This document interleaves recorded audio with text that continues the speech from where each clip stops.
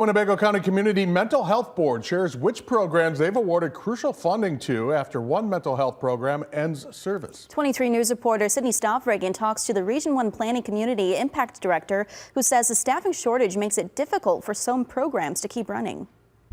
The Winnebago County Community Mental Health Board says its goal is to link resources in the region to make sure people who live here get the best care. We as a community stood up and said mental health is important. 41 mental health programs receive a portion of $60 million from the Winnebago County Community Mental Health Board.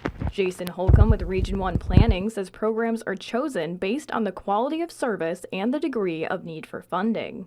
Having this local funding really helps us fill the gaps in service within our community and maintain a coordinated system of care. Rockford Mayor Tom McNamara says there is always a concern about if the community has enough mental health resources. He says not only should we keep funding this critical care, we should increase our support for those receiving services. The access to the existing resources and the coordination of those existing resources is equally as critical as just getting more resources. One applicant, Remedies Renewing Lives, withdrew their request for funds prior to the board's decision.